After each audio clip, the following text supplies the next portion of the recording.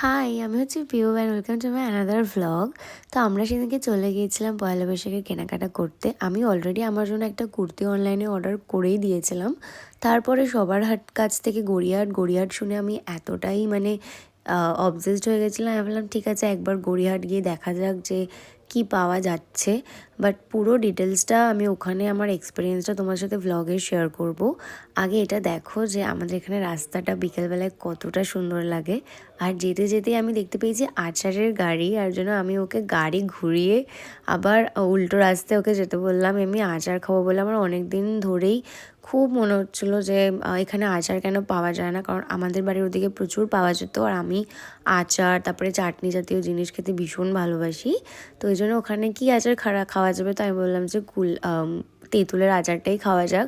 But unfortunately আমার ইচ্ছা ছিল যে তেঁতুলের আচার তারপরে আমের আচার দুটোই নেব, বাট আমার বরের কাছে 10 টাকাই ছিল আর কাকুর কাছে অনলাইন হবে না। তো ওই জন্য জাস্ট 10 টাকার একটুখানি আচার নিলাম। আর যেটা আমার সব থেকে বেশি ইউনিক লাগলো সেটা হচ্ছে শালপাতার চামচ, যেটা শালপাতার চামচ দিয়ে আমি সত্যি কথা বলতে আমি কোনোদিনই আচার খাইনি। আমাদের বাড়িতে আচার সবসময় বড় ডিব্বা আনা থাকতো, আর যখনই আচার বা ঘুগনি খেয়েছি নর্মাল কাঠের চামচ দিয়েই খেয়েছি। তো তেঁতুলের আচার আমি নিয়েছিলাম, আর জাস্ট ওটা মুখে দিতেই না একবার জাস্ট আমার এক্সপ্রেশনটা দেখো। প্রথমেই একটা টক পুরো মুখে গিয়ে লাগলো, তারপরে আস্তে আস্তে ওটা আবার একটু ঝাল ঝাল লাগছিলো, বাট আচারটা ভীষণ টেস্টি ছিল। কাকুর থেকে আমি আর কোনো এক্সট্রা আচার নিতে পারলাম না, কারণ কাকুর কাছে অনলাইন ছিল না। তো ওখানে আমি পুরো আচারটা একা নিয়ে বসে পড়েছি, ওকে একটু খাইয়ে দিয়েছিলাম। আমরা সেদিকে গিয়েছিলাম হচ্ছে গড়িয়াহাটে গিয়েছিলাম, কারণ প্রথম তো আমার যিনি রয়েছেন ঘরে ঠাকুর, ওনাদের জন্য জামা কাপড় কিনতাম আর আমি জাস্ট কালেকশন দেখতাম। তো এখানে আমি আজরাকের কিছু টপের কালেকশন দেখছিলাম, খুব একটা ভালো আমার লাগেনি। বাট অনেক ঘোরার পর ও বললো তুমি একটা নাও, তো আমি একটা নিয়েছি, সেটা দেখানো হয়নি, পরে তোমাদের সাথে শেয়ার করব।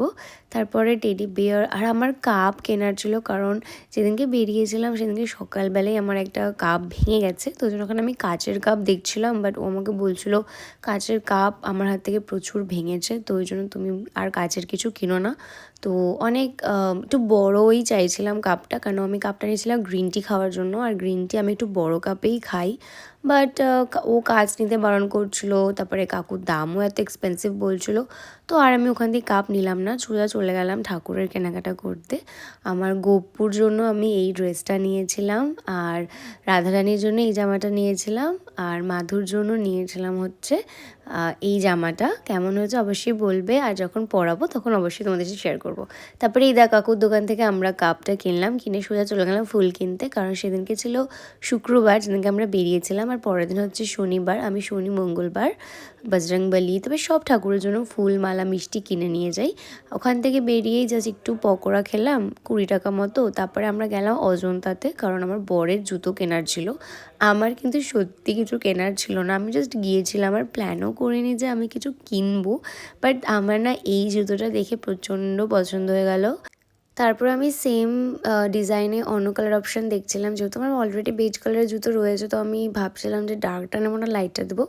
বাট আনফর্চুনেটলি আমি লাইট কালারটাই নিয়েছি, বেজ কালারটা। আর ও নিয়েছিল ঘরে পরার একটা জুতো আর বাইরের একটা জুতো।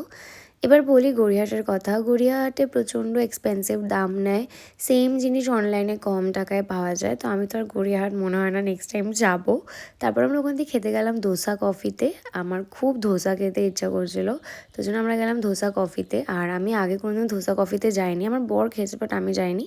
তো গিয়েই সবার ফার্স্টে আমরা অর্ডার দিলাম হচ্ছে, আমার জন্য একটা হোমমেড লেমনেড অর্ডার দিয়েছিলাম, আর একদম সিম্পল উইদাউট বাটার অ্যান্ড ঘি একটা প্লেন ধোসা। আমি জানি না কেন আমার প্লেন ধোসা খেতেই খুব ভালো লাগে। আর ও ওর জন্য নিয়েছিল আইস টি, লেমন আইস টি। আর এটা ওর জন্য অর্ডার করেছিল, এটা মেবি ভাডা ছিল, ওটা ওর জন্য অর্ডার করেছিল। খাবারের টেস্ট যদি বলি ভীষণ গুড। আমি তো প্রথমে ভাবছিলাম একটা ধোসাতে আমার পেট ভরবে না, বাট একটা ধোসা খেয়ে সাম্বার খেয়ে আমার পেট প্রচণ্ড ভরে গিয়েছিলো, প্লাস লেমনেডটাও ছিল।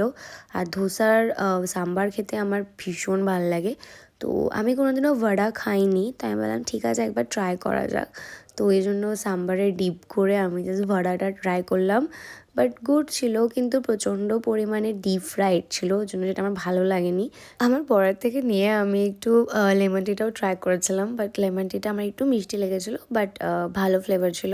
বাট আমি যেটা অর্ডার করেছিলাম হোমমেড লেমনেড, ওটা আমার খুব ভালো লেগেছে। ওটা খুব বেশি সল্টিও ছিল না, আবার সুইটিও ছিল না। তো ব্যাস খেয়ে দিয়ে একদম ডিনার কমপ্লিট করে বাড়ির উদ্দেশ্যে বেরিয়ে গিয়েছিলাম। আর এখানে আমার বর হাসির কিছু কথা বলছিল। তো ভ্লগটা আমি এখানেই শেষ করছি, কারণ বাড়ি থেকে ফ্রেশন আপ হয়ে ঘুমোতে হবে। তো আর ভ্লগটা কন্টিনিউ করছি না, দেখা হবে আবার নেক্সট কোনো ভ্লগে। ততক্ষণ তোমরা খুব ভালো থেকো আর আমাকে প্রচুর ভালোবাসা দিও। Tata, bye bye.